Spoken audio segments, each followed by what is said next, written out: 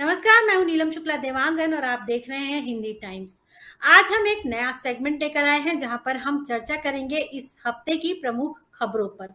ऐसी खबरें जो देश में भी काफी चर्चित रही और विदेशों में भी, और भारत और विदेश दोनों की जो खबरें हैं, प्रमुख खबरें, उस पर चर्चा करेंगे। आप चाहे तो आप भी हमारे साथ जुड़ सकते हैं और हर सप्ताह आप हमें सजेस्ट कर सकते हैं कि हम किन खबरों को प्रमुखता से अपने इस कार्यक्रम में लें, और हम आपको यकीन दिलाते हैं कि आपके अगर मैसेज आते हैं और वो खबरें इस लायक होती हैं कि हम अपने इस साप्ताहिक परिक्रमा में उसको स्थान दे सकें, तो हम अवश्य आपका सुझाव मानेंगे और साथ ही आपका नाम भी मेंशन करेंगे। तो चलिए आज शुरुआत करते हैं। आज जो 4 खबरें हैं उसको लेकर सबसे पहले हम चर्चा करेंगे जो मोदी के मन की बात का 100वां एपिसोड था उसको लेकर। और जो मेरे पैनल में जो गेस्ट हैं उनसे मैं आपका परिचय करवा देती हूँ। हमारे साथ राकेश तिवारी जुड़ेंगे जो कि हिंदी टाइम्स मीडिया के प्रमुख हैं। हमारे साथ वीपी सिंह जुड़ेंगे जो कि हिंदी टाइम्स मीडिया के एडिटर हैं। साथ ही हमारे साथ नौकांत ठाकुर जुड़ेंगे जो कि हिंदी टाइम्स मीडिया के एडिटर हैं और साथ ही वरिष्ठ पत्रकार भी हैं। और हम सभी इन सभी से इस विषय पर बात करेंगे।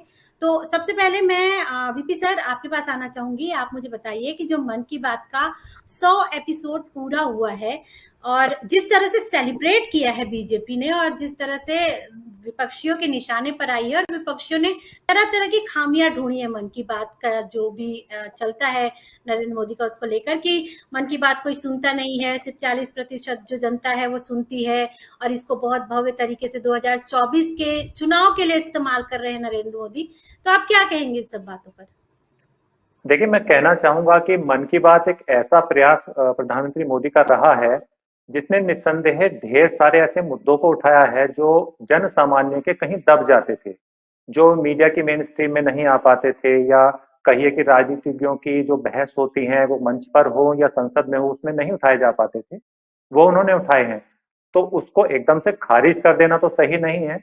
और जहां तक विपक्षी दलों का कहना है कि 40% लोग सुनते हैं या कोई नहीं सुनता है, तो ऐसा कहना मैं बिल्कुल सही नहीं मानता हूं, क्योंकि मेरी जानकारी में भी ढेरों लोग ऐसे हैं जो किसी राजनीतिक पार्टी से ताल्लुक नहीं रखते हैं।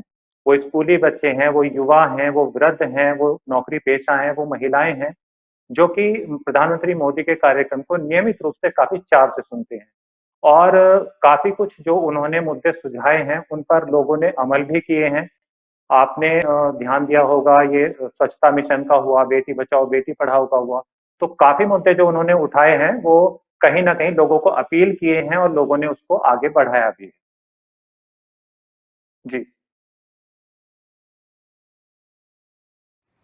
नीलम जी। आपकी आवाज नहीं आ रही है। नीलम जी, आपकी आवाज नहीं आ जी, रही है। जी, जी, राकेश जी, मैं आप ही के पास आना चाह रही थी। धन्यवाद, आपने मुझे याद दिला दिया। मेरा माइक बंद था। तो मैं ये जानना चाहूँगी, आप बाहर रहते हैं, बाहर किस तरह की खबरें आई मन की बात को लेकर? और बाहर अगर हम भारतीय दूतावास की बात करें या हम दूसरे जो भारत से जुड़ी हुई संस्थाएँ हैं उनकी बात करें, तो उन्होंने मन की बात को किस तरह से लिया है और किस तरह का संदेश प्रसारित करने की कोशिश की गई है इसके ज़रिए? जी। देखिए, मैं कहूँगा कि मोदी जी का ये जो प्रयास है, बावजूद उसके कि अभी इसके ऊपर डाटा रिसर्च करना ज़रूरी है, लेकिन मुझे पूरी की पूरी उम्मीद है कि अन्य देश भी इसके ऊपर, अन्य देशों के प्रधानमंत्री भी और जो राजनीतिक दलों के लोग हैं वो भी प्रयास कर रहे हैं कि इस तरह से लोगों से जुड़ने का प्रयास करें। और उनका एक बहुत यूनिक ढंग रहा है अपने आप में। 100 दिन इसके पूरे भी हुए हैं। आलोचना करने वाले करते रहें, लेकिन ये भी एक सच्चाई है कि रेडियो को एक माध्यम के रूप में उन्होंने फिर से स्थापित किया। ये एक सच्चाई है। और मतलब इस रूप में कि क्योंकि उन्हें पता है कि और अपनी बात कह रहे हैं और अपनी बात कह रहे हैं कि और कोशिश कर रहे हैं। उनकी कोशिश नज़र आ रही है। ऐसा कुछ नहीं, अगर एक सप्ताह में एक महीने में एक प्रधानमंत्री 1 घंटे बात कर रहा है, तो अपनी बात बता रहा है, कुछ आपसे शेयर कर रहा है। बाकी और जितना संभव है उतना प्रयास कर रहे हैं। तो उनका ये अभिनव प्रयोग सफल होता बिल्कुल नज़र आ रहा है। वो इंस्पायर भी कर रहा है लोगों को। यहाँ पर अभी टोरंटो के अंदर में मिलेट महोत्सव हुआ, उसके अंदर में उन्होंने इंस्पायर किया है। मतलब आउट ऑफ ए ब्लू, मतलब किसी को ख्याल नहीं था किस रूप में, और उन्होंने श्री अन्न और संयुक्त राष्ट्र संघ से पास करवा दिया इस पूरे के पूरे। सरकार इनिशिएटिव लेके कर रही है। आप आज की तारीख में जब फूड पॉइजनिंग से लेकर के फूड में केमिकल्स खानों में इन सारी चीजों को देख रहे हैं, ऐसे में प्रधानमंत्री का 2023 की अगर बात करूं नरेंद्र मोदी जी की, तो उसके अंदर उन्होंने मिलेट महोत्सव, श्री अन्न जिसे कहा गया, जैसे श्रीफल होता है, अब आप को मिलेट मिलेट कह के मुझे ज्यादा नहीं, श्री अन्न बोलते हो मतलब लगता है कुछ सुपीरियर है, जैसे किसी के साथ श्रीमान लगाते हैं। तो ये सब उनके अभिनव प्रयोग हैं और जनता से जुड़े हुए हैं, बावजूद उसके कि राजनीतिक हलकों में उनकी आलोचना कई मामलों में लोग कर सकते हैं। लेकिन मैं समझता हूं कि सब जगह पर सेलिब्रेट किया जा रहा है, और मैं समझता हूं कि हिंदी टाइम्स मीडिया अपनी तरफ से बिल्कुल प्रयास करेगा, क्योंकि वो एक भारत के राष्ट्राध्यक्ष नहीं, आप्रवासी भारतीयों के लिए भी है, क्योंकि उन्होंने लोगों का दिल जीता हुआ है, एक रिस्पेक्ट कमाई है उन्होंने। और भारत आप्रवासी भारतीयों के अगर नजरिए से कहूं, तो पूर्ववर्ती प्रधानमंत्रियों की तुलना में लोगों के मन में उनके प्रति बेहतर सम्मान प्रकट हुआ है, और लोगों को सम्मान, अपने अपने भीतर भी सम्मान का अवसर पैदा हुआ है कि भाई हम गर्व करते हैं अपने इनके ऊपर। लेकिन 100 बातों की बात अगर की जाए, आज के इलेक्ट्रॉनिक मीडिया में भी रेडियो का इस्तेमाल इस रूप में करना, मैं समझता हूँ बहुत अभिनव, और वो इसी कारण से वो सबसे अलग हट के दिखाई देते हैं। जी, जी, बिल्कुल। जी नौकान जी, जो पॉलिटिकल सिनेरियो है जिसको लेकर बहुत ज़्यादा चर्चा हुई कि मन की बात को अपना इवेंट बना रहे हैं और उस रूप में इस्तेमाल कर रहे हैं। आपको क्या लगता है कि क्या कोई किसी भी पॉलिटिकल पार्टी को इस तरह के जो भी उनके प्रयास होते हैं, जनता से जुड़ने के जो मौके होते हैं, उनका फ़ायदा क्या नहीं उठाना चाहिए? जी, नौकान जी। देखिए, मन का अगर हम देखें तो मन की बात कार्यक्रम शुरू होने से पहले भारत में रेडियो की क्या स्थिति, दुर्गति हो गई थी, स्थिति हो गई थी। आज रेडियो ड्राइंग रूम में आ गया है, तो एक बहुत बड़ा उसका जो योगदान जो है प्रधानमंत्री के मन की बात को देगा, निश्चित तौर पर। पहली बात। दूसरी बात कि प्रधानमंत्री के मन की बात को राजनीतिक कार्यक्रम के रूप में नहीं देखना चाहिए। वो एक भारत के प्रधानमंत्री का भारत की जनता के साथ संवाद है, और उसमें प्रधानमंत्री कभी भी राजनीतिक बातें करते भी नहीं है। उसमें सामाजिक बातें होती हैं, सामाजिक विकास की बातें होती हैं, बातें होती हैं, और बाकी विभिन्न तरह की बातें, जिसको कि आप हाँ, ये बात निश्चित है कि प्रधानमंत्री की लोकप्रियता में इससे इजाफा हुआ है, लोगों से उनकी कनेक्टिविटी मजबूत हुई है। लेकिन इसको राजनीतिक चश्मे से देखना मुझे सही नहीं लगता। ये राजनीतिक नहीं है, बिल्कुल एक प्रधानमंत्री का, देश के एक प्रधानमंत्री जनता के साथ सबसे सुलभ माध्यम में संवाद है। जी।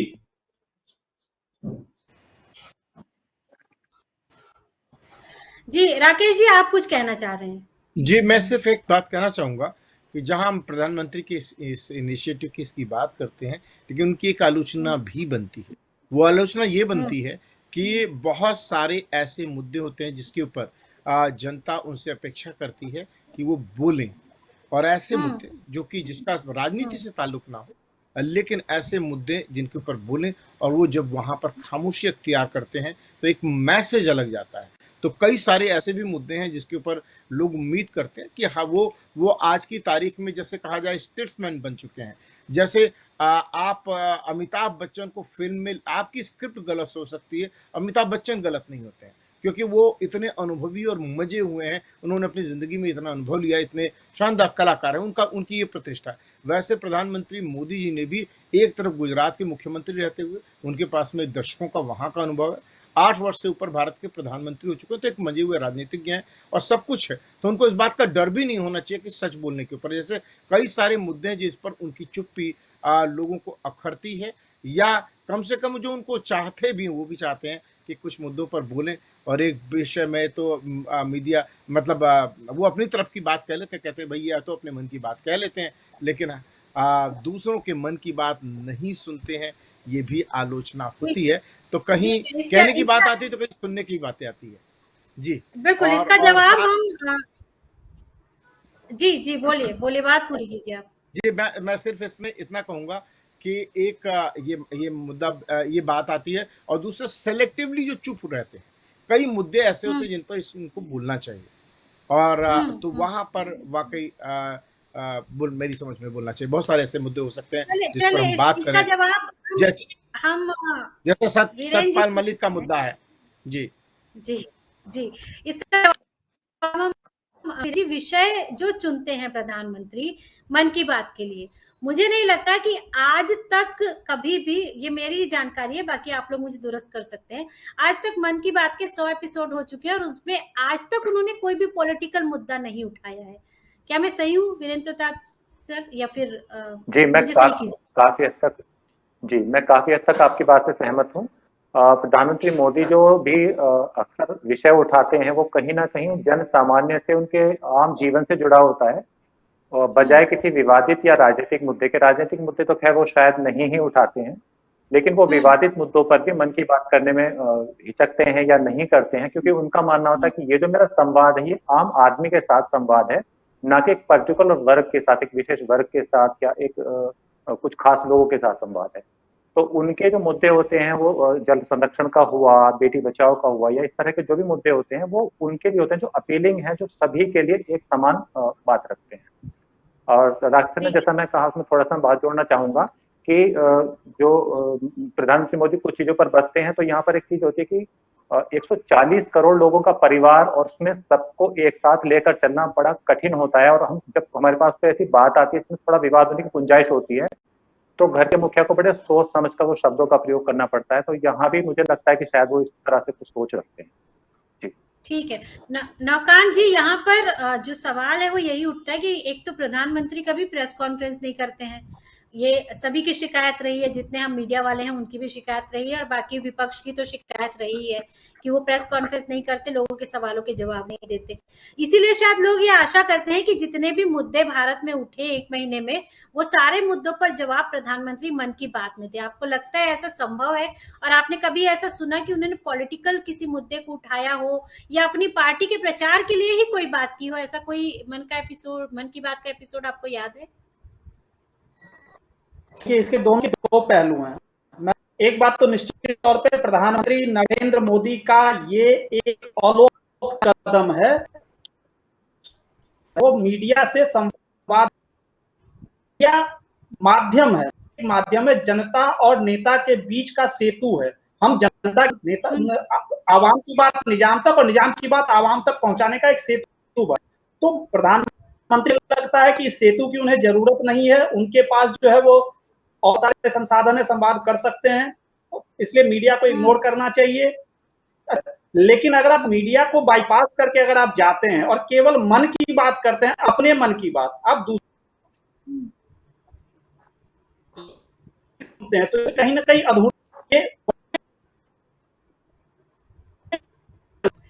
नकान जी, आपका शायद नेटवर्क, आपकी आवाज क्लियर नहीं हो पा रही, बीच बीच में रुक रही है नौकान जी, आपका आपकी शायद आवाज नेटवर्क थोड़ा डिस्टर्ब है। आप एक बार लॉग आउट करके लॉग इन कर लीजिए। तब तक मैं राकेश जी आपसे जानना चाहूंगी कि जी आपने कहा कि जी प्रधानमंत्री उन सवालों के जवाब नहीं देते जो तीखे सवाल होते हैं, जैसा आपने जी सत्यपाल मलिक का मुद्दा उठाया, या और भी ऐसे बहुत सारे जी अभी जो पहलवान धरने पर हैं उनका मुद्दा है, और भी बहुत से मुद्दे होते हैं।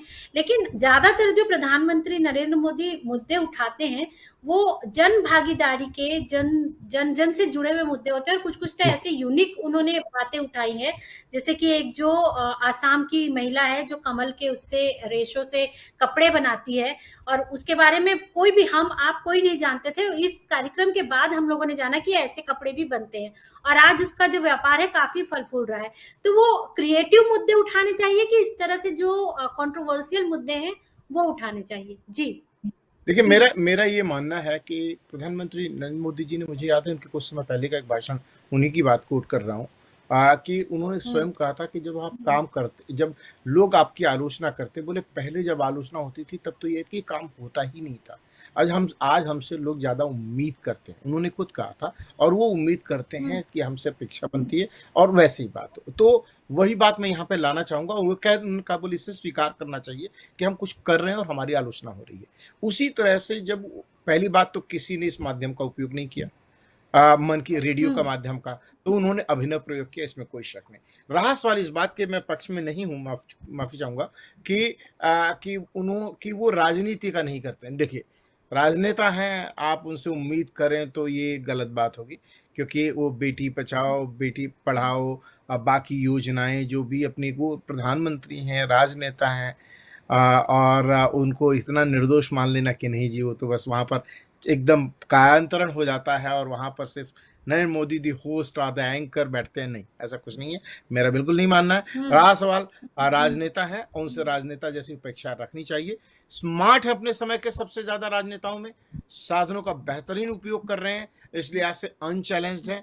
और अभी तक में सो फार सो गुड, राजनीतिक बिसात पर बहुत बहुत आगे हैं। तो मेरा ये, लेकिन जैसा नवकांत जी ने कहा, मैं उनकी इस बात से पूरी तरह से सहमत हूँ कि ये उनकी आलोचना, ये वो लेगेसी छोड़ के नहीं जाना चाहिए उनको, क्योंकि एक ऐसा प्रधानमंत्री, जैसे मनमोहन जी की बात थी, उनके लिए कहा गया कि वो मौन मोहन थे, मतलब वो बोलते, वो कभी हमेशा ही चुप रहते थे। इनके बारे में कहा गया साहब ये बोलते हैं, और यहाँ पर भी तो बोलते ही है ना, सुनते कब हैं, थोड़ा सुनिए भी लोगों के, पब्लिक के, मीडिया की आप बात करते हैं हमारे और मीडिया ने आपको बनाया, आपने, ऐसा नहीं है कि आज आपने मौन धारण किया, कि आप शुरू से मौनी बाबा थे, आप नहीं थे मीडिया के सामने, क्योंकि नरेंद्र मोदी जी ने मुख्यमंत्री रहते हुए अनेक भाषण दिए हैं, अनेक पत्रकारों ने उनके इंटरव्यू किए हैं 2002 के बाद से, जब से आए तब तक मीडिया लाइमलाइट में। वो तो आप भी करते हैं, प्रेस कॉन्फ्रेंस करते थे पहले, मैं ये कहना चाहता हूँ, पहले करते थे, सवालों के जवाब देते थे, तो वो कोई गलत बात नहीं है, विश्व के सभी लोग देते हैं, जितने भी, पूरी दुनिया, ऐसा नहीं कि एक्सेप्शन है। ये एक बात लोगों को खटकती है, और उसके खटकने का कोई अभी तक में संतुष्टि पर जवाब मुझे तो नहीं मिल पाया है, मैं इतना साफ रूप से कहूंगा। और दूसरे नंबर पर मोदी जी के लिए ये अभी बात, जैसे मैंने कहा, सेलेक्टिव मामलों पे चुप्पी उनकी अखरती है। ठीक है, चलिए एक एक लाइन में मुझे दोनों आप जवाब दे दीजिए, इसके बाद हम ब्रेक लेंगे और ब्रेक के बाद अपना दूसरा विषय शुरू करेंगे। वीपी जी, आप बताइए कि मन की बात क्या बीजेपी को 2024 में फायदा पहुंचाएगी? जहां तक मैं इसके राजनीतिक लाभ का अगर जिक्र करता हूं, तो निस्संदेह जो मन की बात ने बीजेपी के लिए एक ग्राउंड तैयार की है आम लोगों से जोड़ने की, तो उसका बिल्कुल मैं कहूंगा कि फायदा भाजपा को मिलेगा ही 2024 के इलेक्शंस में, क्योंकि वो वोट जो वोट डालने नहीं जाते थे, या जो राजनीतिक मुद्दों या भाषणबाजी से उकता चुके थे, वो प्रधानमंत्री मोदी से कहीं ना कहीं जुड़ाव रखने लगे हैं। और स्थिति ये भी, अगर शहर के जो इलेक्शंस होते हैं वहां पर भी, मतलब मैं लोकल इलेक्शंस की बात कर रहा हूँ, वहां पर भी ब्रांड मोदी ही मुख्य हो गया है, वो जो कैंडिडेट हैं वो गौण हो जाते हैं। तो इसका फायदा निश्चित रूप से मिलेगा, हालांकि मैं इसे राजनीतिक कार्यक्रम नहीं मानता, लेकिन इसका लाभ निश्चित रूप से मिलेगा। राकेश तिवारी जी आप बताइएगा कि क्या लाभ मिलेगा इसका बीजेपी को 2024 में? बीजेपी के ट्रम्प कार्ड है मोदी जी, उनसे बेहतर कार्ड कोई है ही नहीं, बावजूद उसके कि जैसे मैंने कहा कि वैसे मैं इस बात को दोहराना चाहूँगा कि सर्टेन मुद्दों पर उनकी चुप्पी जो है, क्योंकि वो ब्रांड है, तो अगर वो हिट होते हैं तो ब्रांड भी हिट होता है, वो ट्रम्प कार्ड है। लाभ उनको एक स्तर पर मिलेगा, लेकिन नेगेटिव पब्लिसिटी भी उनका पीछा कर रही है उसी तौर पर, क्योंकि अगर वो नहीं बोलते होते इस ढंग से तो शायद इतना सवाल नहीं उठता, लेकिन अब चूंकि वो बोलते हैं तो लोग चाहते हैं कि सर्टेन मुद्दे जो लोगों के मन में सवाल, चाहे विपक्षी दल में उठा रहे हैं, चाहे जो कुछ भी है, उसके ऊपर वो यथाशीघ्र फैसला लेकर के आएँ और बात करें। अब जैसे बात उठती है कि आप केरला फिल्म के बारे में तो बोल सकते हैं, लेकिन जंतर मंतर पर वही मन की बात में नहीं बोल रहे ना राकेश जी, वो मन, चलिए आपका जो, आप जिस बात को लेकर अभी सबसे ज्यादा नाराज है मोदी जी से, दो मन न भये 10-20 नहीं है मन, एक ही है, वो हमारा उसी पे है, हम उसी पर चर्चा करेंगे कि आखिर सरकार का जो स्टैंड है, वो पहलवानों का जो धरना है उसको लेकर क्या है, और क्यों इस बात को, इस मुद्दे को इतना खींचा जा रहा है, इसके पीछे का कारण क्या है, इन सब बातों पर चर्चा करेंगे। लेकिन उससे पहले एक छोटा सा ब्रेक।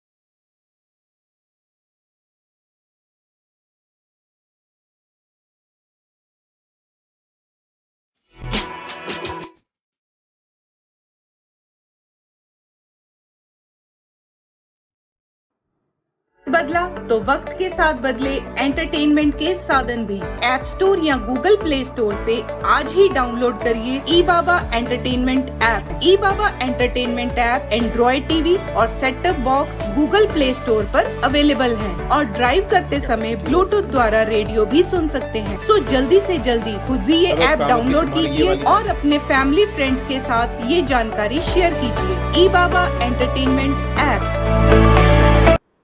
ब्रेक के बाद आपका स्वागत है। आप देख रहे हैं साप्ताहिक परिक्रमा और मेरे साथ मेरे पैनल में जो मेरे साथी मौजूद हैं उनके साथ अब मैं चर्चा करूंगी उस बात पर जो कि आजकल भारत में सबसे बड़ा मुद्दा बना हुआ है और वो है जंतर मंतर पर बैठे हुए पहलवान, उनके लगातार जो उनकी मांग है और उनके मांग की अनदेखी और साथ ही बृजभूषण शरण सिंह का जो हठ योग है वो, इन सब बातों पर चर्चा करेंगे। तो शुरुआत में राकेश तिवारी जी आपसे करना चाहूंगी। आप सबसे ज्यादा नाराज नजर आ रहे थे पिछला जो मुद्दा था उसको लेकर मोदी जी पर, और शायद इस बात को लेकर भी नाराज होंगे कि आखिर इस बात को इतना खींचा क्यों जा रहा है। आपको क्या समझ में आ रहा है मुझे बताइएगा, और आपको क्या लगता है दोनों तरफ बराबर जो जिद जिसे कहते हैं वो चल रही है या फिर कहीं ना कहीं बृजभूषण शरण सिंह को सत्ताधारी दल का सांसद होने के नाते फायदा पहुंचाया जा रहा है? जी मोदी जी इसमें हर सेकंड और हर मिनट लेट कर रहे हैं। मैं तो ये कहूँगा सीधी बात कि राजनीति और उनसे इतनी बड़ी राजनीतिक भूल की उम्मीद नहीं। वे समझदार हैं, वो इतने राजनीतिक रूप से समझदार हैं कि किसान अंत की जब चुनाव का वक्त आता है तो उन्होंने चुनाव के ठीक पहले जो बिल संसद में पास हो चुका था दोनों संसद से, जिस पर राष्ट्रपति की सब कुछ हो चुका था, उसको वापस ले लिया। तो राजनीतिक रूप से तो समझदार है, लेकिन वहां तो फिर भी एक वोट का मामला था। ये तो एक नैरेटिव सेट हो रहा है कि आप एक ऐसे व्यक्ति, एक दबंग बाहुबली ऐसे व्यक्ति के सामने है जो दुनिया भर के तमाम अनर्गल आरोप लगा रहा है। बीजेपी की हम बात कर रहे हैं, वो बीजेपी जिसको अटल बिहारी वाजपेयी और लाल कृष्ण आडवाणी ने स्थापित किया था। सबको हवाला कांड की बात अभी भूले नहीं है जैन बंधुओं वाला, कि जिसके अंदर में आडवाणी जी का नाम आया था और उसके बाद में उन्होंने राजनीतिक शुचिता का परिचय देते हुए खुद पीछे हट गए थे। यहाँ तो मोदी जी के ऊपर डायरेक्टली है नहीं, मतलब ऐसा क्या मामला है, क्यों नहीं इस व्यक्ति को बाहर किया जाता? सवाल सीधे है, और वो कहो ना भी ना, ड्रॉप आउट कीजिए, चुनाव आने दीजिए, रिजल्ट आने दीजिए, इसका परिणाम आने दीजिए, जांच का परिणाम आई, स्पेशल SIT बिठाइए। जो कुछ भी देश के पहलवानों की लड़कियों की बात है, एक डाउट होता है, वो रोज के रोज वो वहां पर कर्ज कर रही हैं और आप चुपचाप बैठे हुए। तो यस, जो लोग भी हैं, इवन जो उनकी तरफदारी करते हैं, उनके दिलो दिमाग में भी ये सवाल आता है कि ऐसा क्यों? मोदी जी ये चुप्पी अखर रही है आपकी, ये खामोशी अखर रही है। इस मुद्दे के ऊपर उनको फैसला लेना पड़ेगा, एक्शन लेना ही पड़ेगा। अब अदालत वाली बात नहीं, क्योंकि ये नैरेटिव बहुत ज्यादा गलत सेट हो रहा है। और ऐसे वक्त में मैं साफ कहना चाहूंगा कि ऐसे वक्त में जब एक तो 2024 का चुनाव आपके स्तर पर खड़ा हुआ है, G20 की समिट हो रही है, और ऐसे में ये मुद्दा जिसमें राजनीतिक दल जो है शायद पहले से या शायद अभी मैं इसमें इसकी वो रोटियां सेकने के लिए आ रहे हैं, तो आप तो उनको पका पकाया काम दे रहा है। ये बहुत अच्छा है। ठीक है, ऐसा मामला जो कि कोई, मुझे नहीं लगता कि कोई जो है बृजभूषण शरण सिंह कोई ऐसे महान स्वतंत्रता संग्राम सेनानी की जिनके लिए जनता को अरे आपको खड़ा होना था, नूपुर शर्मा के लिए खड़े हो जाते। मैं तो ऐसे बोलता हूँ, माफी चाहता हूँ जी। तो लेकिन बृजभूषण शरण सिंह ऐसे वो बाहुबली हैं, वो 6 बार सांसद रह चुके हैं, और ऐसे मुद्दे पर वो, बल्कि बृजभूषण शरण सिंह के लिए भी मैं कहना चाहूंगा कि उनको स्वयं, अगर उनके पास में थोड़ी भी है, अगर वो लड़कियां उनको कुछ भी अपनी तरफ से, अरे आप लड़कियों के साथ अखाड़े में उतर रहे हैं, शर्म नहीं आ रही है आपको? अगर वो आरोप लगा रही, वही आपको अपने ऊपर भरोसा होना चाहिए। मैं तो साफ इतना कहना चाहता हूं। ठीक है।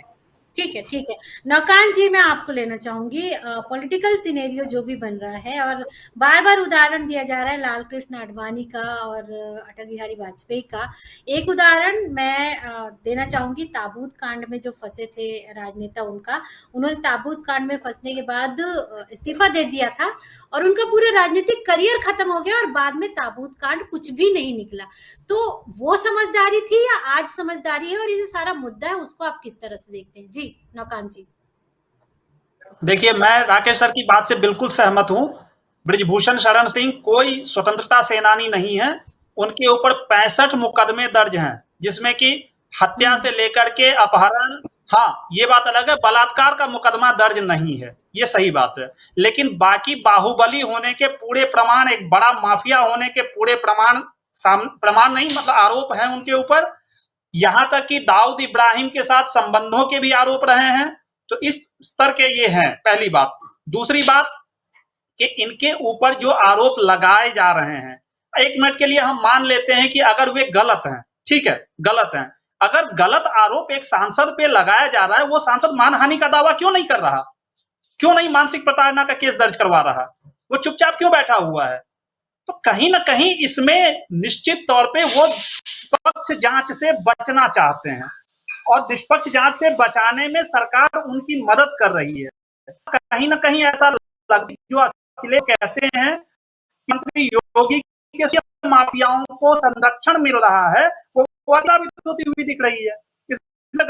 आज ब्रजभूषण शरण सिंह देश की प्रतिष्ठा से बड़े हो गए कि हमारे देश के लिए सोना जीत कर लाने वाली लड़कियां सड़क पे बैठी हुई है, वो कह रही हैं कि उनके साथ गलत हुआ है, और हम जो है वो सबूत ढूंढ रहे हैं कि सबूत क्या है। सबूत बाद में ढूंढ लेंगे, इनसे पहले इस्तीफा करवाया जाए और उसके बाद इनकी निष्पक्ष जांच करवाई जाए, और न्यायिक जांच होनी चाहिए बाकायदा। और अगर ये सही है तो जाए अदालत में, लगाए मानसिक प्रताड़ना का आरोप, लगाए मानहानि का मुकदमा दर्ज करवाएं। और ये आप जो है वो पद पे बैठे हुए हैं और जिन बेटियों पे भारत को नाज है, गर्व है, वो बेटियां सड़क पे हैं, और आप जो है वो उनके ऊपर तरह तरह के लांछन लगा रहे हैं। शर्म आनी चाहिए ऐसे लोगों को, और ऐसे लोगों के समर्थकों को शर्म आनी चाहिए। जी, जी। वीपी जी, मैं आपसे जानना चाहूंगी, आप तो उसी प्रदेश से आते हैं जिस प्रदेश से जो तथाकथित बाहुबली जिन्हें कह रहे हैं नौकान जी और राकेश जी, वो भी आते हैं। तो आप उनकी प्रकृति, उनके जो व्यवहार, उसके बारे में शायद ज्यादा गहनता से होंगे। आप मुझे उनके व्यक्तित्व के बारे में थोड़ा बताइएगा कि क्या इसी तरह का व्यक्तित्व रहा है उनका, और क्या पहले भी भले मुकदमे ना दर्ज हो, लेकिन इस तरह से अगर आपके आसपास का कोई नेता होता है तो उसके बारे में अक्सर लोगों को जानकारी होती है कि उसका चरित्र किस तरह का है। तो क्या इस तरह का चरित्र का कभी कोई जिक्र हुआ है? और जो जंतर मंतर में हो रहा है, जिस तरह से अभी कल परसों मारपीट हुई है पहलवानों के साथ, आपको लगता है वो कहीं से भी सही है और जायज है? और जो सचमुच जो देश के लिए पदक जीत कर लाए उनके साथ ऐसा होना चाहिए? जी, वीपी जी। जी, सबसे पहले मैं ब्रजभूषण के बारे में, उनके बारे में कुछ बताना चाहूंगा। बहुत ज्यादा तो उनके बारे में डोमेन में नहीं आता है, लेकिन जहां तक मुकदमे दर्ज होने की बात है, तो मुकदमे दर्ज करना भारत के अंदर तो मेरे ख्याल से सबसे आसान काम है। आप कहीं भी किसी प्रदेश में बैठे हों और उस व्यक्ति के खिलाफ आप सैकड़ों मुकदमे दर्ज करा सकते हैं जो आपके प्रदेश में शायद उसने कभी कदम ना रखा हो। ये साबित करना उस व्यक्ति का काम है कि वो अपराध उसने नहीं किया है। तो मुकदमे दर्ज होना बड़ी चीज नहीं है। हाँ, ये निश्चित बात है, ये है कि अगर किसी व्यक्ति के ऊपर इतने दर्ज होते हैं तो हो सकता है उनमें से कुछ थोड़ी बहुत सच्चाई हो सकती है। और जहां तक रहा हमारा धरने का सवाल, तो उनके पहलवानों के साथ अगर कोई अभद्रता हुई है तो उसकी निश्चित तौर पर निंदा की जानी चाहिए, और इसके लिए दोषी अधिकारियों या जो भी पुलिस वाले उनके ऊपर कार्रवाई होनी चाहिए, और सख्त कार्रवाई होनी चाहिए, ताकि इस तरह से धरना प्रदर्शन करने वाले या अपनी मांगों को रखने वाले फिर नहीं तो डरेंगे आगे जाकर, वो अपनी बात भी नहीं कह पाएंगे। क्योंकि ये कहीं ना कहीं तो नाजुक मुद्दा है जिस पर एकदम से हम विपक्ष और पक्ष में नहीं कह सकते हैं। कारण क्या है? कारण निश्चित तौर पे ये है कि कहीं ना कहीं एक ऐसा सिंबल हो जाएगा कि बेटियां खेलों में आगे आने से घबराएंगी, बेटियां मंच पर आने जाने से घबराएंगी। अगर इतने बड़े स्तर पर जाने के बाद आपके साथ दुर्व्यवहार हो सकता है, कोई इस तरह की घटनाएं हो सकती हैं, तो फिर छोटे स्तर पर क्या होता होगा सहज अनुमान लगाया जा सकता है। अब इनके आरोपों में कितनी सच्चाई है वो तो खैर न्यायिक जांच के बाद ही पता चलेगा। यहाँ मैं पूरी तरह से सहमत हूँ कि निष्पक्ष जांच होनी चाहिए। हाँ, इसमें एक चीज और होनी चाहिए कि ये एक नजीर बने कि जांच के पश्चात यदि पहलवान गलत निकलते हैं और यदि ब्रजभूषण गलत निकलते हैं, तो ब्रजभूषण गलत निकलते हैं तो उनके राजनीतिक करियर पर पूर्णतः विराम लग जाना चाहिए, उनको बिल्कुल हर तरह से डिबार कर देना चाहिए और उनको सख्त सजा दी जानी चाहिए। लेकिन यदि आरोप झूठे निकलते हैं तो इन सभी पहलवानों से मेडल वापस लेने चाहिए और इनको भी जेल की सजा देनी चाहिए। दिक्कत हमारे भारतीय कानून में है कि हमारे यहाँ अगर आप किसी पर झूठे एलिगेशंस लगाते हैं और वो साबित नहीं होते हैं, तो उस व्यक्ति ने जो भी समय कानूनी प्रक्रिया में या जिस चीज में भी समय नष्ट कर दिया उसके ऊपर कोई कार्रवाई हमारे यहाँ नहीं होती है। यह हमारे यहाँ कानूनी समस्या है। तो इस चीज में थोड़ा सा सरकार को ध्यान देना चाहिए और इसको मुद्दे को आगे ना बढ़ते देते हुए ब्रजभूषण सिंह को निश्चित तौर पर उनसे इस्तीफा लें, उनको बिठाकर और आप न्यायिक जांच कराएं, निष्पक्ष जांच कराएं, और जो पक्ष गलत निकले उसको कड़ी सजा दें और ऐसी सजा दें जो नजीर बने और आगे, ताकि इस तरह का कोई कांड ना हो। जी ठीक है। राकेश जी, वीपी जी एक पॉइंट उठा रहे हैं कि अगर जो पहलवान है वो अगर गलत साबित होते हैं तो उन पर भी कार्रवाई होनी चाहिए, लेकिन ऐसा कोई नियम कायदा कानून है नहीं भारत में। मैं अगर किसी पर आरोप लगा देती हूँ तो उसको सामने वाले को साबित करना है कि मैं जो आरोप लगा रही हूँ वो गलत है। मैं साबित नहीं करूंगी कि मैंने जो आरोप लगाया वो सही लगाया है, और अगर मैं गलत साबित हो जाती हूँ तो मुझे कोई सजा भी नहीं मिलेगी। तो ऐसे में क्या आपको लगता है कि अगर वो इस्तीफा दे देते, या अगर जो खिलाड़ी हैं वो सच ही बोल रहे हैं, झूठ नहीं बोल रहे हैं, अगर झूठ निकला तो उनके खिलाफ सजा क्या होनी चाहिए नैतिकता के आधार पर? क्योंकि अभी सारी बातें नैतिकता के आधार पर हो रही, कानूनी तौर पर नहीं नहीं, मतलब जी जी, कोई भी अगर मेरा बात कुछ होती दूसरा, कानूनी तौर पर जी तो मेरा, वो मानना पड़ता। अभी सारी चीजें नैतिकता के आधार पर हम कह रहे हैं कि उन्हें इस्तीफा दे देना चाहिए। जी नहीं नहीं, मैं दो चीजें कहना चाहूंगा कि अब बात सिर्फ नैतिकता की नहीं रही है। विशेष करके चंद दिनों पहले की बात कहूँ, दरअसल ये मैं नवकांत जी की इस बात से सहमत हूँ कि पूरे भारत को शर्मसार कर रहा है ये मामला, भारत के बाहर विदेशों में भी और इस लिहाज से क्योंकि बड़ी awkward सिचुएशन है ना। जो आपके देश के लिए मेडल लेकर के आ रहे हैं, आपके जो प्राइड है, आपका जो घमंड है, देश में स्पोर्ट्स, मतलब विदेशों में स्पोर्ट्स ही एक ऐसी चीज जो आपको सम्मान लेकर के आती है और आपको बताती है और आपका स्ट्रेचर हाई करती है, आपके बहुत सारी चीजें आपकी बताती हैं, आपकी फैसिलिटी कैसी है, आपके पास तकनीक क्या है, आपके खिलाड़ी, सब कुछ, नेशनलिटी, सब कुछ चीजों को, तो वो एक नंबर एक पर सवाल है कि वो वहां बैठे हुए हैं और इसको रिजॉल्व क्यों नहीं किया गया पिछले 3 महीने से। एक बहुत बड़ा इशू बनता है, एक क्योंकि पहली बार नहीं बैठे हैं। नंबर 2 पर रहा सवाल ये, 3 महीने के अंदर में भारत के प्रशासन और वो चाहें और सांसद इन्वॉल्व हों, टॉप नॉच हों, और आप इसको सॉल्व नहीं करते, बहुत बड़ा प्रश्न चिन्ह खड़ा करता है। दूसरी बार इनको बैठना पड़ा, ये तो बहुत बड़ा सवाल, होना ही नहीं चाहिए था। नॉट एक्सेप्टेबल एट ऑल, अंग्रेजी में अगर मैं कहूँ तो।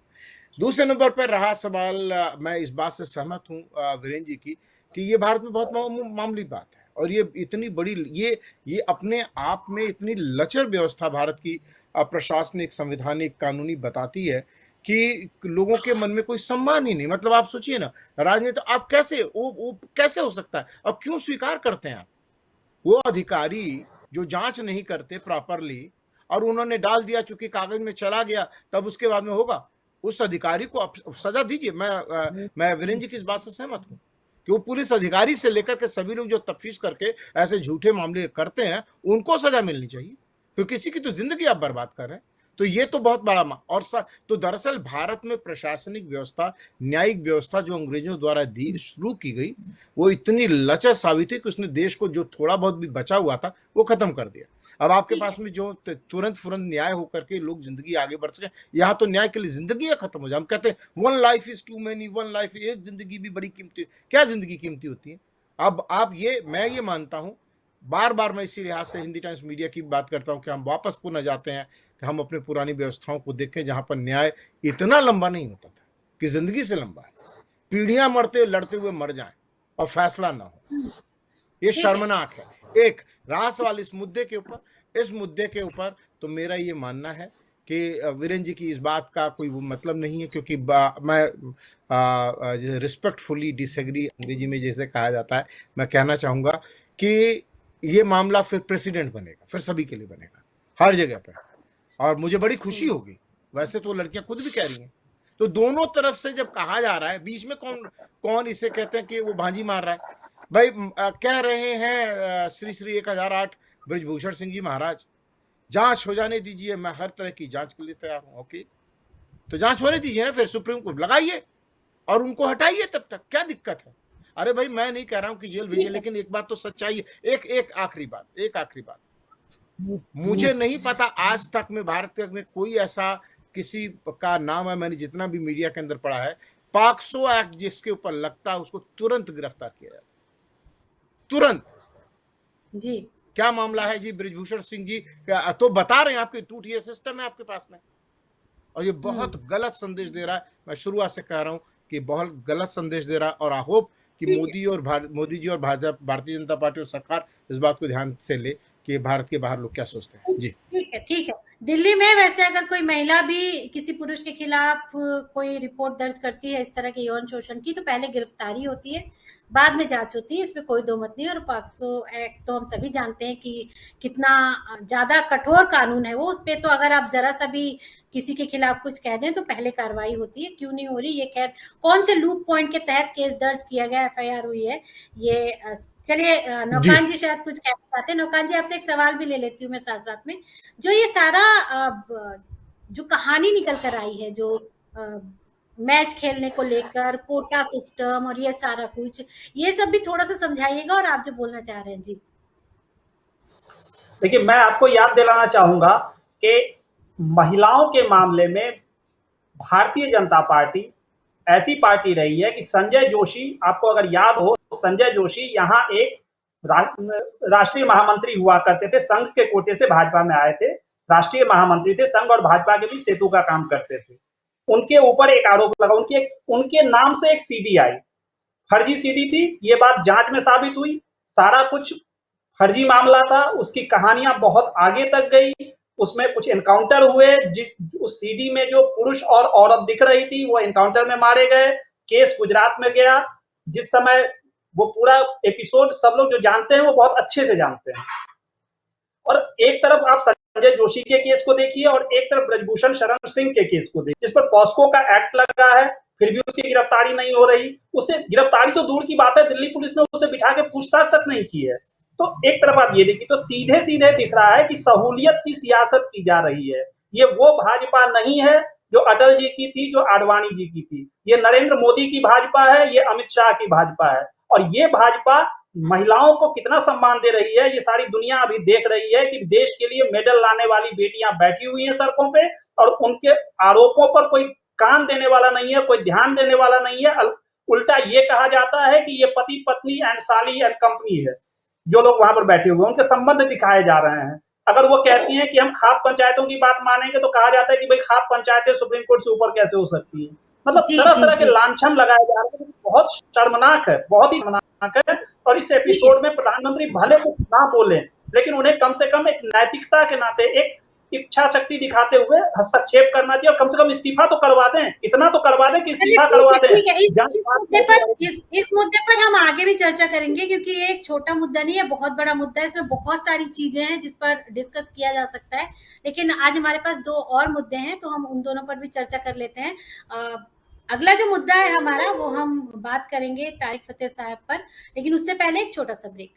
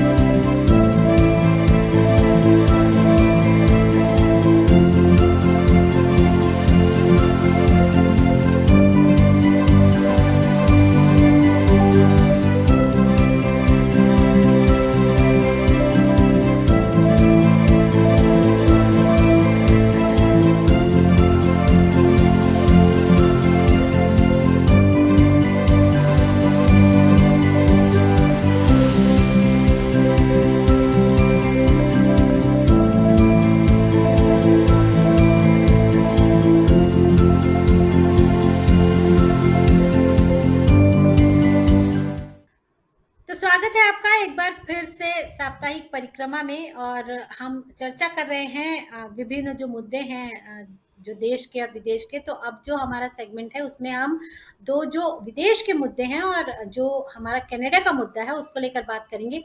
सबसे पहले चर्चा करेंगे कनाडा के मुद्दे पर, और मेरे पैनल में मेरे साथी में मौजूद हैं, मेरे साथ राकेश तिवारी मौजूद हैं जो कि हिंदी टाइम्स मीडिया के प्रमुख हैं। मेरे साथ वीरेंद्र प्रताप सिंह हैं जो कि हिंदी टाइम्स मीडिया के एडिटर हैं, और साथ ही मेरे साथ नौकांत ठाकुर भी जुड़ रहे हैं जो कि हिंदी टाइम्स मीडिया के एडिटर हैं। तो हम चर्चा करने जा रहे हैं तारिक फतेह साहब की। दरअसल बार बार ये बात कही जा रही है कि वो एक सनातनी से भी ज्यादा सनातनी थे, और जिस तरह से वो अपने जीवन में जीवित रहते हुए जिस तरह से वो बातों को उठाते थे, मुद्दों को रखते थे, बड़े से बड़ा सनातनी जो अपने आप को कहता होगा वो भी उस तरह से उन बातों को नहीं रख पाता था जैसे वो रखा करते थे। जन्म से पाकिस्तानी थे, कर्म से कनाडा के थे, लेकिन उनका जो आत्मा जो थी वो सनातनी थी, और मृत्यु के बाद भी उन्होंने सनातनी धर्म को ही अपनाया और अपना जो दाह संस्कार है वो उसी तौर पर किया। तो हम हिंदी टाइम्स मीडिया की तरफ से एक मांग कर रहे हैं भारत सरकार से कि इस तरह जो हमारा सनातनी सपूत है उसको आप भारत रत्न दीजिए, क्योंकि उनसे बड़ा हिंदुस्तानी शायद ही कोई होगा, उनसे बड़ा सनातनी शायद ही कोई होगा। और मैं राकेश तिवारी जी आपके पास आना चाहूंगी। आपके तो बहुत अच्छे दोस्त हुआ करते थे, आप लोगों ने बहुत सारी चर्चाएं ऑन स्क्रीन भी की है, ऑफ स्क्रीन भी की है। कैसे व्यक्ति थे तारिक फतेह साहब, और किस तरह से वो जो सनातन है उसको लेकर उनकी सोच क्या थी, बताइएगा जी।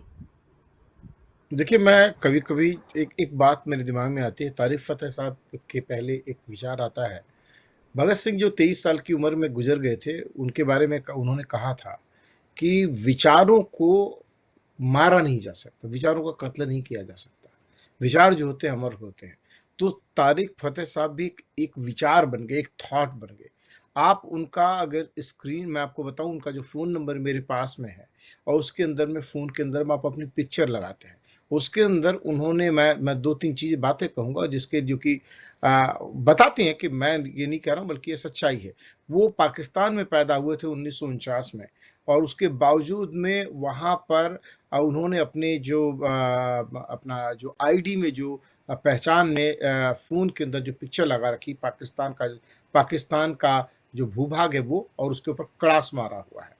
वो इतना ज़्यादा उन्होंने डिटेस्ट किया, हेट किया, या इस बात की खिलाफत की कि 1947 में जो विभाजन हुआ था, जिसके कारण से जो 75 साल बाद में आज आप भारतीय मीडिया पर देख रहे हैं कि क्या क्या वहां पर। तो इस पूरे विचार को कोई भारत से, मतलब भारत की जो सो कॉल्ड 1.4 अरब की आबादी है आज भी, और इसके पहले वो सो गई थी। उन्होंने कहा चलो जी हमारा हाथ कट गया कोई बात नहीं, हमारा जिस्म कट गया कोई बात नहीं, कहीं और चला गया कुछ हो गया, जॉम्बी हो गया वो जिस्म का हिस्सा और खुद हमें खाने आ रहा है, कोई बात नहीं। लेकिन उन्होंने शुरू से डिटेस्ट किया, उन्होंने बलूचिस्तान के लिए लड़ाई लड़ी।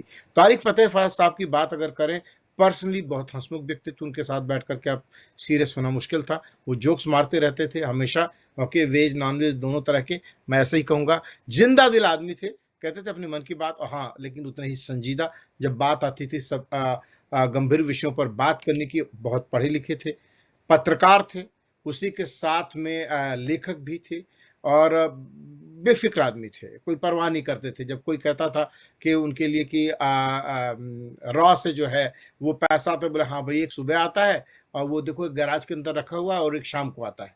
तो बोले 2-2 ट्रक मेरे पास में आते रहते हैं, और बाकी तो और गोदामों में छुपे हुए हैं, जो करना हो। फिर जोर से ठठा करके हंसना शुरू कर देते थे, और बिंदास थे। और उसी के साथ में मैं ये भी कहूँगा कि कम्युनिस्ट माइंडेड भी थे, सोशल मीडिया वाले भी वो भी थे, टेक्नोलॉजी का भी बहुत अच्छा उपयोग करते थे। मुझे तो कई चीज़ें उन्होंने बताया, देखो यहाँ से ऑफ करो, उसके बाद यहाँ से ऑन करो, तो बात कर रहे हो तो फिर इस बीच में किसी की कॉल मैसेज नहीं। मैंने कहा वाह गजब, मेरे तुम्हें पता है देखो यहाँ पर। और उस वक्त मैंने वाकई चेक किया था कि एक जगह पर ट्विटर के ऊपर, जब ट्विटर का अपना जलवा हुआ करता था उस वक्त में, आज से 3 साल पहले, उस वक्त में तारिक फतेह साहब के फॉलोअर्स की संख्या ट्विटर पर जस्टिन ट्रूडो से ज़्यादा थी। मैंने स्वयं अपनी आंखों से देखा है, मैं इतना कह सकता हूँ। एक समय पर उन्होंने दिखाया, मैंने देखा। तो उनकी अगर बात करें अभी, वो अपने आप में एक नाम नहीं, एक आंदोलन, एक सिंगल व्यक्ति जो सिर्फ विचारों की बदौलत, मतलब आप पाकिस्तान की ISI ये वो हिंद, एक अकेला आदमी सब पे भारी, जिसने खुलेआम कहा कि मैं हिंदुस्तान का बेटा हूं, मैं पंजाब का शेर हूं। उर्दू वालों से बहुत ज़्यादा नफरत करते हैं, बोले ये उर्दू के आगे यहाँ पर इन्होंने पाकिस्तान, बोले हम पंजाबियों ने कब मांगा था पाकिस्तान, हम थोड़ी बोले थे, बोले ऐसे के साफ, उनको कोई डर नहीं होता था। और उन्होंने खुल करके बोला, बोले मुझे तुम क्या दे दोगे। जो बात बोलने से सच बोलना तारिक फतेह से सीखा जा सकता है, कितना भी अप्रिय कड़वा बुरा क्यों ना हो सत्य के लिए, और उनका बोलना, हाँ, और जिंदा दिल आदमी, आप उनके साथ में बोर नहीं हो सकते, लेकिन सर्टेन लोग तो उनसे नफरत करेंगे ही करेंगे। जिस व्यक्ति ने आखिर में ख्वाहिश ये की कि मैं भारत में कहाँ, बोले कि हिमाचल के पास में कहीं पैदा हूँ, उससे बड़ा उनको भारत रत्न मिलना चाहिए। और दुर्भाग्य, मैं वाकई कहना चाहूँगा, वर्तमान में भारतीय जनता पार्टी की सरकार से मुझे बहुत आशा है।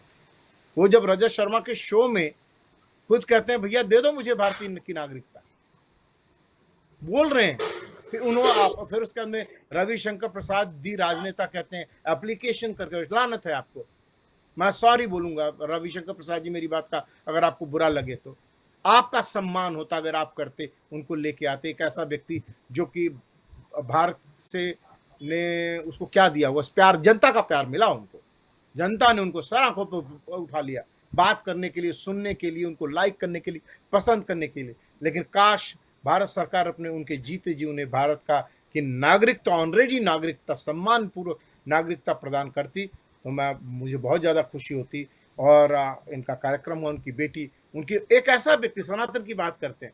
अभी नताशा फतेह जी से मेरी मुलाकात हुई, एक प्रोग्राम हमने किया, ये प्रोग्राम में हम शामिल हुए, और हिंदी टाइम्स मीडिया भी उनका सम्मान करेगा। मैं एक छोटी सी बात, बिंदी लगा करके आई थी, बोली मेरे माता पिता ने मेरा नाम लक्ष्मी रखा था। ये कहा नताशा फतेह ने स्वयं, हमने रिकॉर्ड भी किया, हमारे सामने भी। तो वाकई तारिक फतेह साहब को भारत रत्न मिलना चाहिए। सबसे बड़े हिंदुस्तानी थे, और उनकी बातों को, उनकी चीज़ों को, उनकी सोच को उनको लेना चाहिए एक फिलोसफर के तौर पर, एक दार्शनिक के तौर पर, एक ऐसे ही जिसकी हम, जैसे हम हमारे सामने हम देते हैं किसी रूप में, हमारे जो सोशलिस्ट थिंकर्स थे, लोहिया साहब थे, या नरेंद्र देव थे, जयप्रकाश नारायण थे, जो कि वो बेबाकी से, उनको डर नहीं लगता था, उनको डर नहीं लगता। वैसे इन्होंने अपने समय पे बोला, इस तरह के थिंकर्स थे, इस रूप में बेबाकी के साथ बोलते थे। यही मैं कह सकता हूँ तारिक फतेह के साथ के बारे में। और जो मेरा पर्सनल एक्सपीरियंस रहा है, उसके लिए मैं यही कहूँगा कि मेरा सौभाग्य, काश वो और कुछ समय रहते तो और भारत के लिए और विश्व के बेहतर के लिए और काम करते जाते। जी बिल्कुल, जो भी उनसे मिला है या जो भी उनके संपर्क में आया है, शायद ही ऐसा कोई होगा जो उनसे प्रभावित ना हुआ होगा। वीरेंद्र प्रताप जी, मैं आपके पास आना चाहूंगी, आप किस तौर पर याद करते हैं, क्योंकि हम में से बहुत से ऐसे लोग हैं जिन्होंने उन्हें सिर्फ देखा है, सुना है, शायद एक आध बार हमने बातचीत की होगी, लेकिन उससे ज्यादा हम उनको नहीं जानते थे। तो किस रूप में आप देखते हैं, और जो भारत रत्न की हम मांग कर रहे हैं, हिंदी टाइम्स मीडिया भारत रत्न देने की मांग कर रहा है भारत सरकार से, उससे आप कितना सहमत है?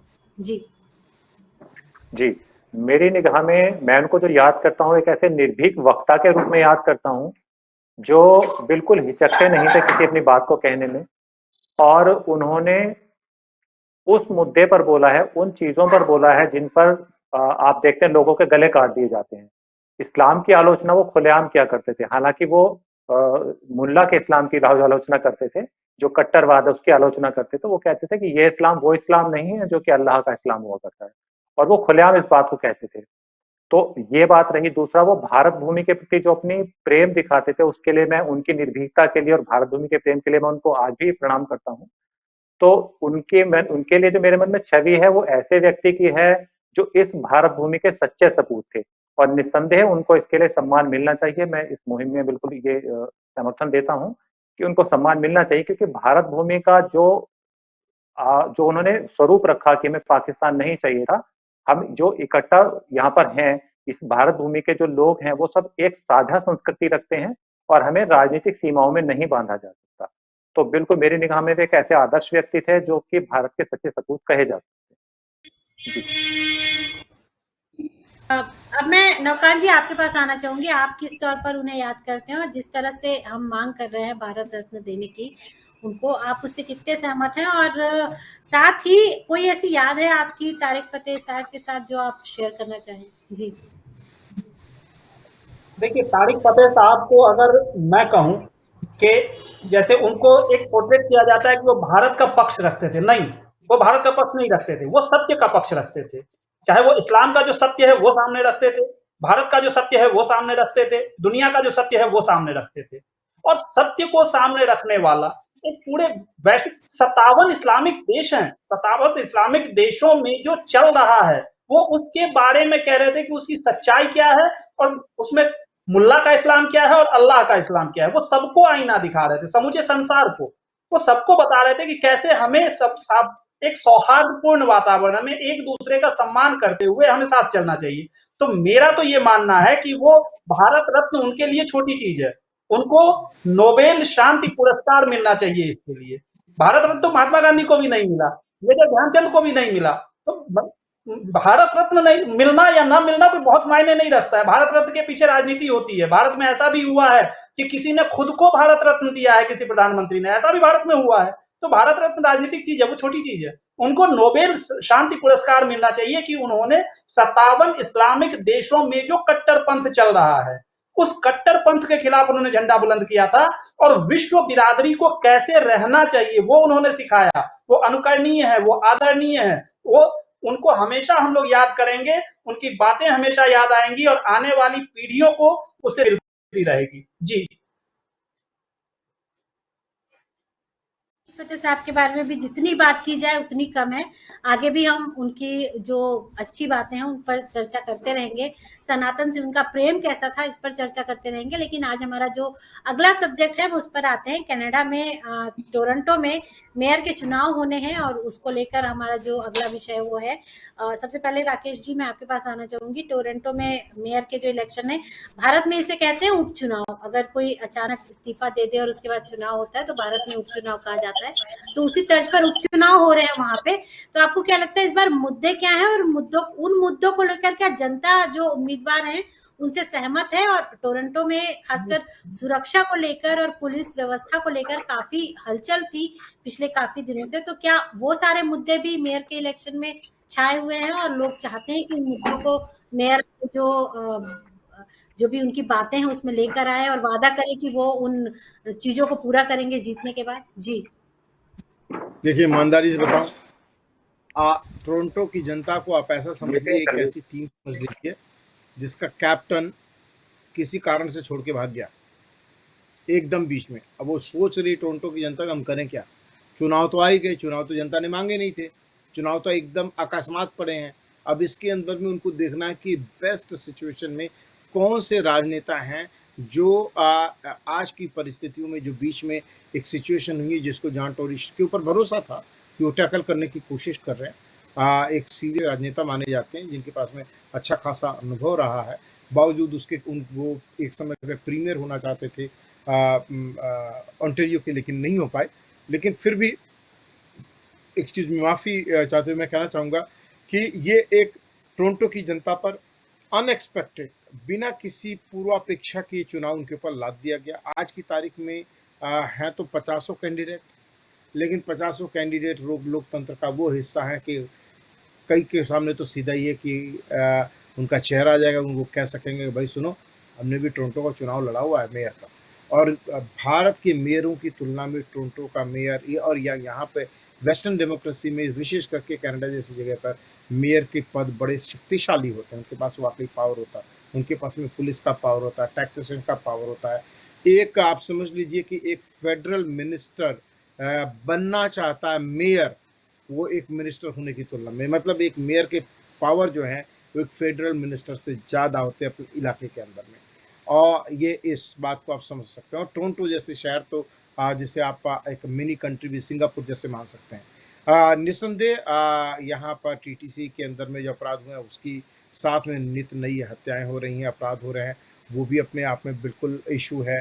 ग्रोथ का इशू है, हाउसिंग का इशू है, और अनएम्प्लॉयमेंट का, बेरोजगारी का इशू है, घरों के मकानों की जैसे हमने बात की। तो बहुत सारे मुद्दे कौन टैकल कर सकता है? आज की तारीख में टॉप 2 कंटेंडर्स जो हैं वो बाहर सामने आते हैं। एक है ओलिविया चाव, जो कि एनडीपी से आती है, नेशनल डेमोक्रेटिक पार्टी से उनका बैकग्राउंड है।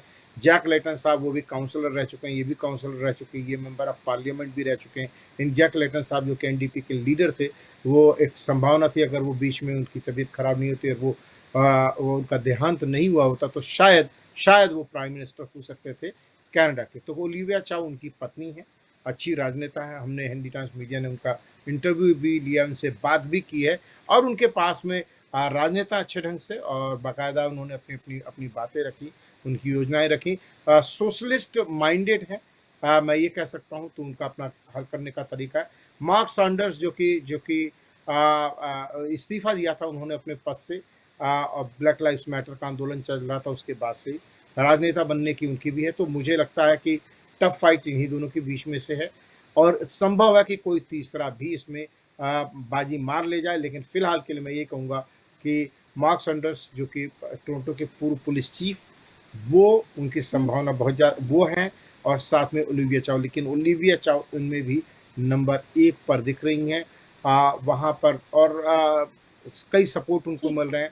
जहाँ मार्क सैंडर्स के पास में सिर्फ पुलिस का सपोर्ट है या पुलिस के बैकग्राउंड की बात है, इनके पास में एनडीपी का भी सपोर्ट है, इनके पति का नाम भी है, साथ में ये वहाँ पर हैं, तो बहुत सारे इनके पक्ष में चीज़ें जा रही हैं। जी ठीक है, ठीक है। नौकान जी के पास जाना चाहूँगी मैं। नौकान जी, जो भारत में जो मेयर के चुनाव होते हैं, नॉर्मली वहाँ पर पार्षद चुने जाते हैं और फिर अपने में से मेयर चुनते हैं। बहुत कम ऐसी जगह है जहाँ पर मेयर के इलेक्शन होते हैं। लेकिन अगर कनाडा की बात किया जाए तो वहाँ पर, जैसा कि अभी राकेश जी बता रहे थे, कि जो मेयर होता है काफ़ी पावरफुल होता है और पुलिस और बाकी जो दूसरे विभाग है वो भी मेयर के अंडर ही आते हैं, अगर किसी प्रांत का किसी जिले का या स्टेट का कोई मेयर होता है तो। आप मुझे बताइएगा कि जो कनाडा है और जो भारत है, उन दोनों की अगर तुलना की जाए तो आपको लगता है पॉलिटिकल सिनेरियो थोड़ा-सा भारत का भी कनाडा जैसा होना चाहिए, और कनाडा में और कौन-सी चीज़ें हैं जो भारत की कनाडा वालों को जोड़नी चाहिए ताकि वहाँ की पॉलिटिक्स ज़्यादा बेहतर हो सके? जी। देखिए, भारत में गांधी जी ने ग्राम स्वराज की जो कल्पना की थी, वो मुझे लगता है कि कहीं न कहीं इसी फ़ॉर्मूले पर था कि जितने लोकल बॉडी में आप जाइए, उन्हें अधिकार दीजिए और उनके अधिकारों का जो है वो इस्तेमाल हो। और उसी का नतीजा है कि जो कनाडा की बात अभी सर बता रहे थे, या हम लोग अमेरिका से सुनते हैं या ब्रिटेन से सुनते हैं कि वहाँ के जो मेयर होते हैं, वो बड़े-बड़े काम करते हैं और उनका जो है वो मतलब वैश्विक स्तर पे उनका नाम होता है, उनके काम की चर्चा होती है। हमारे यहाँ तो मुख्यमंत्री के नीचे आप चले जाइए, प्रधानमंत्री, और उसके बाद कुछ कैबिनेट मिनिस्टर और मुख्यमंत्री, उसके नीचे तो किसी के नाम की कहीं चर्चा ही नहीं होती। मेयर का, एक शहर का मेयर दूसरे शहर शहर के लोगों को पता ही नहीं होता कि यहाँ का मेयर कौन है। तो इस तरह से मेयर का तो यहाँ मतलब, और जो लोकल बॉडी का जो ये कंसेप्ट है, इसको सशक्तिकरण के लिए निश्चित तौर पे भारत को सीखने की जरूरत है। लोकतंत्र हमारा बहुत अच्छा है, हम बहुत अच्छा उसके प्रति हम जीना चाहते हैं लेकिन जी नहीं पा रहे हैं लोकतंत्र के साथ। तो लोकतंत्र को मजबूती देने के लिए निचले स्तर पे कैसे सशक्तिकरण हो, वो हमें सीखने की जरूरत है, और कनाडा जैसे देशों में जिस तरह से ये काम होता है, वो हम लोगों के लिए वाकई अनुकरणीय है। जी नीलम जी। कहना चाह रहे हैं कि भले ही सबसे बड़ा लोकतंत्र भारत हो, लेकिन भारत में भी लूप पॉइंट है और कनाडा में जिस तरह की व्यवस्था है पॉलिटिकल, उससे भारत को सीखना चाहिए। वीपी जी, मैं आपसे जानना चाहूंगी, आपने बहुत दिनों से जो कनाडा का टोरंटो का जो इलेक्शन है उससे फॉलो किया है। मुझे बताइएगा, जिन मुद्दों को लेकर उम्मीदवार खड़े हैं, क्या उन मुद्दों को जनता भी समझ रही है और उन्हीं मुद्दों के आधार पर वो वोट डालेगी, या फिर जनता के मुद्दे कुछ और हैं और उम्मीदवार जो मुद्दे उठा रहे हैं वो कुछ और है? और किन मुद्दों पर जनता अपना जो मेयर है वो चुनेगी, ये बताइएगा। जी, निसंदेह जो मुद्दे उम्मीदवार उठा रहे हैं वो कहीं न कहीं जनता से जुड़ाव रखते हैं। और जहाँ तक मेरी समझ है मुद्दों को लेकर, तो आवास की समस्या काफ़ी बड़ी समस्या है, क्योंकि निरंतर पिछले कुछ समय से क्या हुआ कि किराए बहुत ज़्यादा ऊँचे हो गए हैं और किराए की जो यूनिट्स हैं उनकी संख्या काफ़ी कम हो गई है। ये एक बहुत बड़ा मुद्दा है। उसके अलावा रोज़गार का बड़ा मुद्दा है। साथ में एक जन सुरक्षा जो चाहते हैं, सुरक्षा का मुद्दा इतना बड़ा हो चुका है कि आए दिन बड़ी घटनाएँ हो रही हैं और अपराधी या तो पकड़ में नहीं आ रहे हैं या वो अपराध करने में डर नहीं रहे हैं। उसके अलावा ट्रांजिशन सिस्टम यानी कि यातायात की समस्या पर भी फ़र्क पड़ा है, और साथ-साथ कहें तो स्वास्थ्य समस्या भी कहीं न कहीं कमज़ोर हुई है। क्योंकि बीते कुछ समय में नर्सेज़ की कमी पूरे ओंटारियो प्रदेश प्रांत में अगर मैं बात करूँ तो नर्सेज़ की काफ़ी कमी देखी जा रही है। तो कुशल जो हेल्थ केयर सिस्टम है हमारा टोरंटो का, वो काफ़ी स्वास्थ्य की समस्या हुई, रोज़गार की समस्या हुई, यातायात की समस्या हो गई है, और इस तरह का जो स्वास्थ्य की समस्या हुई है। तो ये सब चीज़ें हैं जो जनता इनसे सीधा जुड़ाव रखती है। वो भले ही टोरंटो की जनता हो या विश्व के किसी कोने की जनता हो, ये सीधे जनता पर उसके आम जीवन पर प्रभाव डालते हैं। तो ये उनके मुद्दे हैं और जनता भी जुड़ाव रखती है और राजनेता भी इनको उठा रहे हैं। अब जो राजनेता इन सभी मुद्दों के ऊपर अच्छी सी बात अपनी कह पाएगा, लोगों के साथ जुड़ाव कर पाएगा, कनेक्ट कर पाएगा, निस्संदेह जनता उसको वोट देगी। और मैं राकेश जी की बात से सहमत हूँ।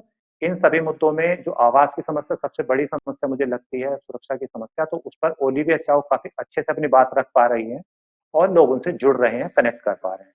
तो निस्संदेह वो सबसे आगे फिलहाल मेरी निगाह में चल रही है। जी। हिंदी टाइम्स मीडिया भविष्यवाणी भी कर रहा है कि भाई जो टोरंटो की जो अगली मेयर होंगी वो चाउ होंगी और उसी पर हम मोहर लगा रहे हैं। अब देखना ये होगा कि जो जनता है टोरंटो की वो कितना हमारी जो बात है उस पर कायम रह पाती है और जीत किसकी होती है। तो हमारे ये चारों मुद्दे हमने आज उठाए हैं, चारों जो विषय हैं उसको लेकर चर्चा की है और हर सप्ताह हम जो सप्ताह के 4 समाचार सबसे अहम खबरें जो होंगी उसको लेकर चर्चा करेंगे। और जैसा कि हमने कार्यक्रम की शुरुआत में भी बताया था कि आप भी अपने जो सजेशन है वो दे सकते हैं। आप हमें बता सकते हैं कि आपको किन मुद्दों पर यहाँ पर जो परिचर्चा है वो सुननी है और किन मुद्दों को हम अपने इस कार्यक्रम में शामिल करें, इसका आप हमें सजेशन दे सकते हैं और आप हमें मैसेज कर सकते हैं, आप हमें फ़ोन कर सकते हैं। हमारे फ़ोन नंबर जो है वो नीचे डिस्प्ले में आ रहे हैं, आप यहाँ पर फ़ोन करके भी आप बता सकते हैं और हमसे जुड़ सकते हैं। तो हर सप्ताह आप हमसे जुड़िए और इसी तरह से जो भारत और पूरे विदेश की बड़ी खबरें हैं उनको लेकर यहाँ पर उसकी पूरी विवेचना सुनिए। आज के लिए बस इतना ही, मुझे दीजिए इजाज़त। नमस्कार।